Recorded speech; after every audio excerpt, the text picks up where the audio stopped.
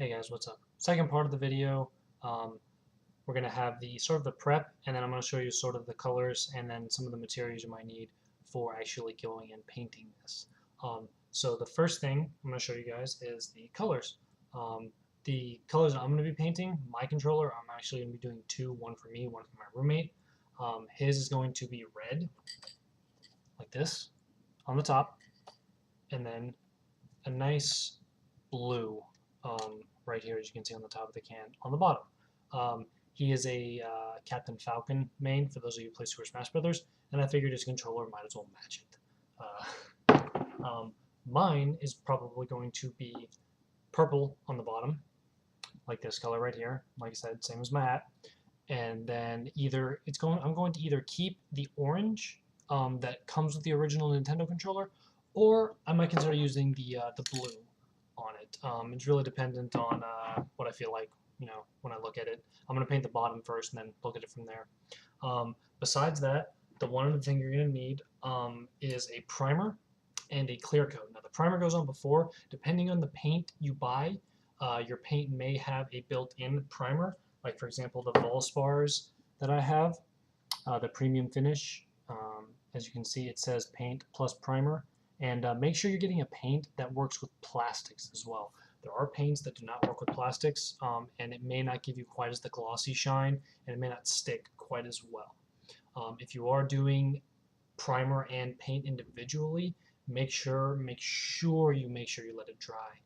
It's going to increase the time of your project, but it's going to make sure that everything sticks really well and bonds, because the primer basically is going to stick to the smooth surface and the paint sticks to the primer.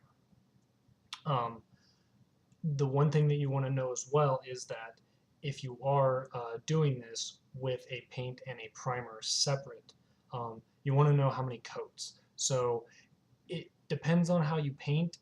Normally speaking, it's going to be 3 to 4 coats, and you have to let that coat dry before you apply the next one, as you would with any painting job. Depending on where you are, if you put it out in the sun, I wouldn't really recommend putting it in direct sunlight necessarily. Uh, it could fade the colors, especially if you have a paint primer combo. Um, but put it outside, give it some heat. Don't blow dry it, don't do anything like that. That could mess with the paint and give wave marks or bubbles or something like that. Um, After you've done painted it and let that paint dry, um, the next thing you want to do is put on a clear coat. A clear coat is going to give it that gloss. It seals it as well as making it nice and shiny, so it looks like that GameCube controller that I showed you earlier on, the GameStop one. It's going to look that nice and shiny, and it's going to pop really, really, really, really well. And that's pretty much just like this. Um, you know, Seals and protects. It's a make sure you get a clear sealer. There are other colored sealers, and then make sure it's a gloss. And like I said, I just chose Valspar because I know the name, and I wanted to make sure that all my colors and my products were consistent. Uh, I've seen it before where colors can change even though they're the exact same type of color from brand to brand because they mix them just slightly differently. Um, Besides that, when you want to set up your workplace, make sure it's outside. I know that's a no-brainer, but just want to make sure to put that out there. Make sure you're protecting yourself. Make sure you're wearing clothes that you really don't care about. Go shirtless. That's what I did. um, you know, and make sure you're far away from other people. You don't want someone running up and inhaling fumes and stuff like that because this is spray paint. This is normal paint, so it's a little bit more. It's aerosol.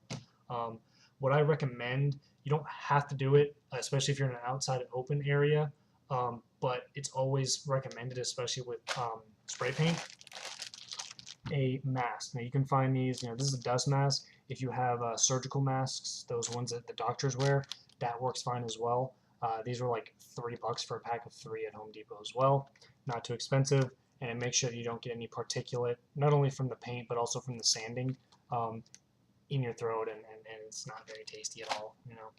The other thing you want to use is either newspaper.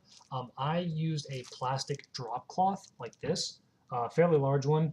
This one is 20 foot by 10 foot. It's 200 square feet. I just went for the biggest one because if I'm moving around, I don't want to spray paint it and go off and hit the grass or hit the concrete or something like that. But you can use newspaper if you're comfortable with it. Probably cheaper. You can get it for free. Whatever. But besides that, that's pretty much it for the setup of the actual painting. Like I said, just make sure you're taking all the safety precautions, not anything particularly dangerous, just, paint fumes and whatnot and all that good stuff. But besides that, in the next portion of the video, part 3, we're going to be talking about the actual painting process. And I touched on it a little bit when I looked at the colors, but I'll get a little bit more in depth with it in the next portion of the video.